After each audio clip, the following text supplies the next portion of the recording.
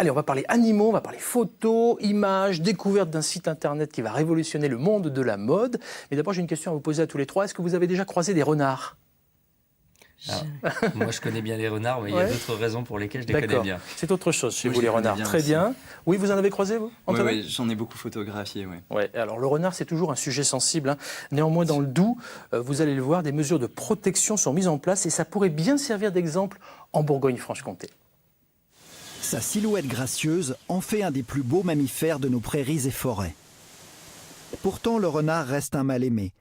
Classé comme espèce nuisible, la cohabitation avec les hommes se termine souvent mal. Convaincu que l'animal a toute sa place dans l'écosystème, Didier Pépin se bat depuis des années pour réhabiliter le renard. Aujourd'hui, c'est une première victoire. Je ne vois pas comment on pourrait ne pas être satisfait. Le renard n'a jamais bénéficié d'une telle protection dans le département du Doubs. Il est nuisible depuis que les renards existent. C'est un pas en avant et c'est, je crois, aussi une prise de conscience de la part de toutes les personnes concernées dans cette prise de décision, quoi. Un allié. C'est comme cela que cet agriculteur considère un invité qui participe à l'entretien de ses prairies. On sait qu'une mère campagnole qui est mangée au mois de mars, c'est 100 à 150 campagnols en moins dans la prairie. D'où l'intérêt de la prédation qui fait qu'on arrive à garantir notre production en herbe, donc notre production laitière. Favoriser la présence du renard, pour un agriculteur, c'est économiser 2 500 € par an de produits chimiques. C'est arrêté, c'est la reconnaissance d'une pratique vertueuse. On était quand même 250 agriculteurs à avoir dit non au massacre des renards. On est très content de ce début de réflexion concernant le rôle du renard, oui. Opportuniste, le renard ne s'attaque pas uniquement aux campagnols. Et pour les chasseurs, favoriser sa présence ne relève pas de l'évidence. Il se pose des questions sur le plan sanitaire, liées à la transmission ou pas de certaines maladies, liées aussi à la prédation sur un certain nombre d'espèces en voie de disparition. Alors qu'est-ce qu'on préfère dans le Doubs ? On préfère avoir que des renards et plus du tout de grands tétras et plus du tout de courlis cendrés qui nichent dans le département. Trouver le bon équilibre pour que le dialogue reste constructif. Ce décret est une première étape. Objectif, aller encore plus loin. Il y a une deuxième phase qui va être enclenchée également, expérimentale, sur 2 zones du département, sur lesquelles va être expérimenté le fait de déclasser le renard en tant qu'espèce chassable. Après avoir tenté de l'exterminer sans jamais y parvenir, dans le Doubs, les hommes ont décidé de donner sa chance au renard. Pour le moment, l'espèce reste chassable du 1er juin au 28 février.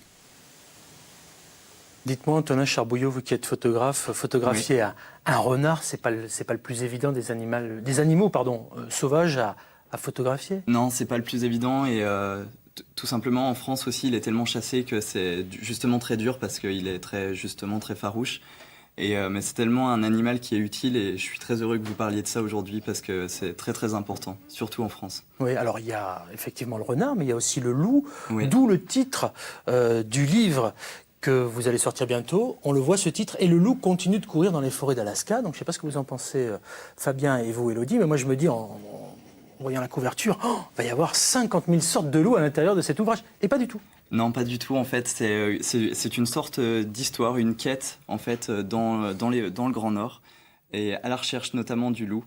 Et donc voilà, je raconte 3 aventures du Grand Nord dans cette histoire en fait. Votre but, c'est quoi ? C'est de nous faire voyager, nous les lecteurs, c'est oui, ça ? le but c'est particulièrement en fait d'inspirer les gens avec des histoires que j'ai vécues à travers mes voyages photographiques. Oui, alors justement, puisqu'on parle d'histoire, on voit une photo là, c'est un loup, hein, on est bien d'accord, oui. Jusque-là tout est normal. Oui. On se dit, c'est chez nous en Bourgogne-Franche-Comté, on n'est pas du tout chez nous là. Hein. Non, là on se trouve en Alaska et c'est la plus belle rencontre que j'ai eue avec le loup justement. Et c'était un face-à-face où on était à une quinzaine de mètres l'un de l'autre. Et c'était vraiment les 2 minutes les plus intenses de ma vie.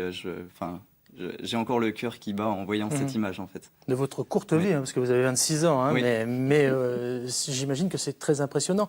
Alors là, c'est une photo qui est faite au zoom, forcément, parce que c'est difficile de s'approcher de ces animaux sauvages. En réalité, il y a des endroits où ils peuvent être très curieux. C'est un animal, en fait, qui, déjà... Il essaye de pas trop s'approcher de l'homme, mais il se peut qu'il soit très curieux. Et celui-ci, c'était justement une rencontre où il est resté avec moi un long temps avant de partir. Du coup, à la manière d'un carnet d'aventure, finalement, vous racontez, vous le disiez vous-même, 3 histoires. Oui, c'est ça. En fait, la première, c'est en Alaska, justement, à la recherche du loup. La deuxième, c'est une expédition en solitaire qui se passe en Laponie, une sorte d'introspection sous les aurores boréales. Et la dernière, elle se passe dans le Yukon, une descente en canoë, en fait, à la recherche du grizzly, sur 500 km. Ouais. Alors là, on voit une autre photo. Ça, c'est justement en Laponie. C'est cette expédition en solitaire l'hiver 2016. Ça justement. ressemble aux aurores boréales, je me trompe? Oui, c'est les aurores boréales, oui. Ok, alors quand on vit ça, forcément, perso, j'en ai jamais vécu. Fabien, Élodie? Non, malheureusement pas encore. Ça fait rêver. Ouais, c'est ça, c'est exactement ça. Je disais tout à l'heure, vous nous invitez au rêve et au voyage. Dans le monde dans lequel on vit, ça nous fait du bien. On se pose un petit peu, on se repose aussi un peu ce matin.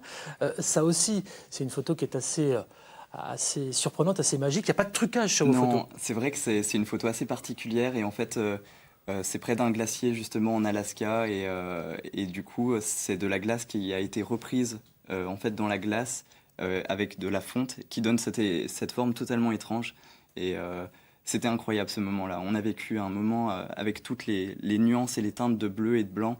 J'avais l'impression d'être vraiment dans un rêve. Et même les photos, on n'y croit pas tellement. Oui, j'allais vous le dire, incroyable. ça paraît un peu surréaliste, on a l'impression d'être dans un autre monde. Oui. Vous êtes parti tout seul pour cette expédition? Là, je suis avec un ami sur celle-ci. Il y a des expéditions que je fais en solitaire et d'autres où je suis accompagné, justement. Voilà, tout dépend en fait de l'expédition. Ouais, à l'heure du réchauffement de la planète, on voit une autre photo là. Oui. On constate qu'il y a quand même quelques petits soucis sur la banquise. Hein. Oui. Voilà, il y a un message subliminal auprès de notre ami Trump. Mais au-delà de ce message, qu'est-ce que c'est que cette photo, quoi? Eh ben, c'est une photo justement près d'un glacier. En fait, en Alaska, il faut savoir que le réchauffement climatique, il est là 2 fois plus que partout dans le monde, en fait.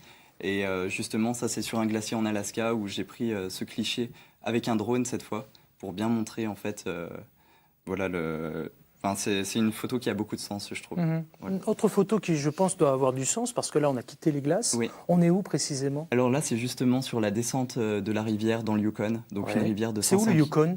C'est juste à côté de l'Alaska. C'est la région du Canada qui colle l'Alaska. D'accord. Et voilà. J'ai entendu dire que vous étiez parti dans les pas d'un grizzly sur 500 km. C'est ça. Donc en fait, la nuit, on posait la tente et il y avait les traces du grizzly à côté. C'est flippant ça, non? Oui. Mais ça nous remet à notre place. Ça fait aussi beaucoup de bien. Et j'ai vraiment adoré ce voyage. Mais bien sûr, il faut tout savoir par rapport à l'ours et ça demande une grosse préparation.